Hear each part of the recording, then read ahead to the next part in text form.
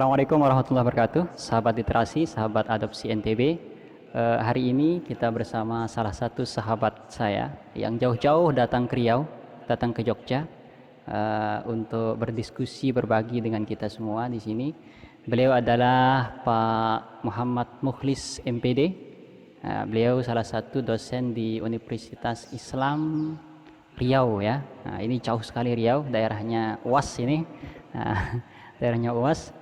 Eh, Beliau juga salah satu ketua, ya, ketua adopsi perwakilan Riau ya Mas ya, Provinsi Riau. Nah, beliau ini pakar bahasa dan sastra Indonesia. Jadi pada sesi ini kita berdiskusi tentang bagaimana kondisi pembelajaran bahasa dan sastra di sekolah-sekolah kita yang cukup beragam ini, masalah-masalah yang kita hadapi. Eh, Baik Pak Mulis, ini ada satu kasus nih ya, ada satu kasus nih. Jadi selama ini pembelajaran bahasa dan sastra di sekolah itu dianggap sebagai pembelajaran yang enjoy, gitu, yang paling mudah, ya, yang paling dipilih oleh orang karena mudahnya gitu. Tetapi nyatanya ketika ujian itu justru nilai bahasa Indonesianya anjlok gitu. Nah setelah ditelusuri beberapa hasil survei, hasil penelitian survei itu ternyata banyak sekali sebagian guru-guru keliru dalam melakukan evaluasi.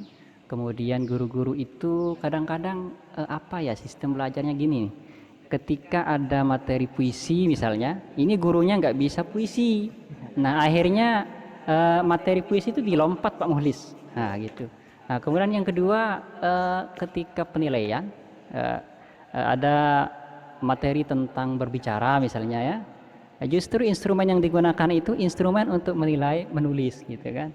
Nah mungkin bisa dijelaskan Pak Muhlis bagaimana kondisinya mungkin di Pulau Riau, di Jogja dan lain sebagainya.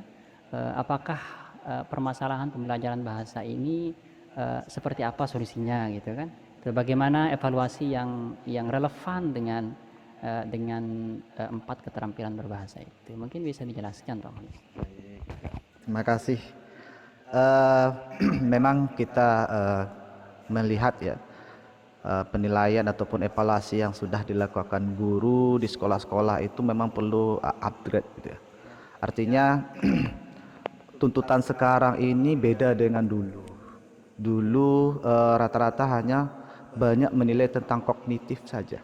Nah, sementara namanya keterampilan itu bukan hanya kognitif. Nah, itu ya. Jadi aspek lain keterampilan itu ada lagi yang harus kita nilai.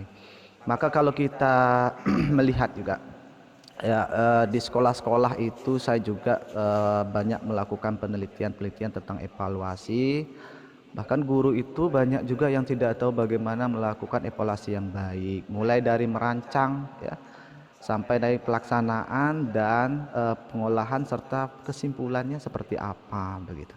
Jadi ketika kita melakukan proses pembelajaran keterampilan berbahasa, maka aspek yang apa kita nilai itu apa dulu. Nah, misalkan kalau kita ingin menilai keterampilannya itu berbicara, maka instrumen juga harus instrumen untuk menilai keterampilan berbicara.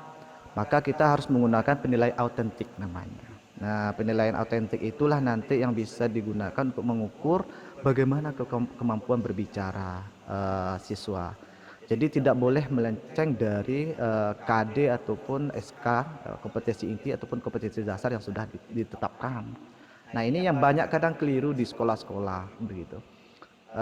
Kadang kalau mereka KD-nya itu menuntut keterampilan berbicara, namun nanti ketika dalam penilaiannya lebih mengarah ke menulis gitu.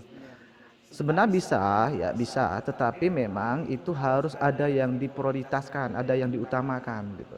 Karena empat keterampilan berbahasa itu saling berkaitan. Misalkan keterampilan menyimak. Bagaimana kita bisa mengukur siswa itu bisa menyimak? Ya mungkin nanti alat evaluasinya kita harus menyiapkan video atau audio.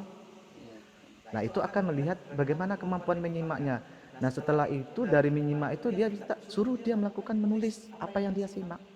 Namun tolak ukur kita karena kadernya menyimak, maka kita harus prioritaskan yang keterampilan menyimak itu. Nah, seperti itu. Jadi untuk tuntutan sekarang evaluasinya banyaklah, evaluasi tentang penilaian autentik. Jangan kognitif saja, jangan kita hanya menilai pengetahuan saja, misalkan apa itu bahasa, apa itu teks anekdot. Nah, itu tidak, tetapi bagaimana cara menulis teks anekdot, bagaimana menghasilkan suatu inovasi terbaru sesuai dengan 4 C ini ya. Ada berkolaborasi, kreatif, inovasi, kan begitu. Itu yang dituntut untuk dunia sekarang. Nah, kondisi saat ini kan pandemi ini, Pak Mas. Jadi sekarang kalau misalnya pembelajaran bahasa di masa pandemi ini kan masih daring, kemudian, nah kira-kira solusi terbaik nih, misalnya ngetes kemampuan berbicara, ngetes menulisnya bisa nggak lewat daring nih, gitu kan? Misalnya menyimaknya bisa nggak seperti itu? Nah, apakah instrumennya sama atau ada instrumen lain dengan kondisi saat ini? Baik. Ini teknologi sekarang ini sebenarnya yang perkembangan teknologi itu adalah untuk mempermudah kerja manusia.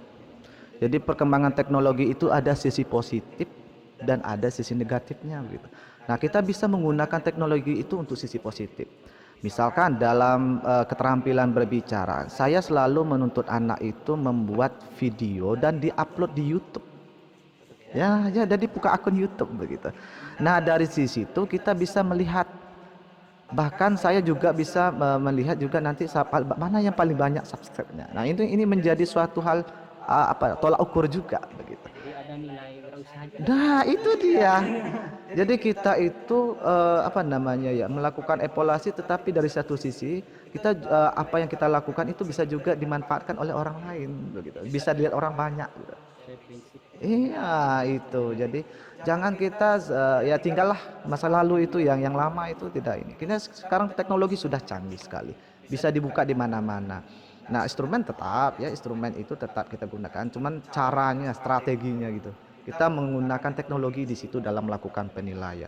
Sekarang sangat canggih penilaian sekarang, bisa mendeteksi semuanya. Ejaannya, cara berbicara itu bisa dideteksi dengan teknologi begitu.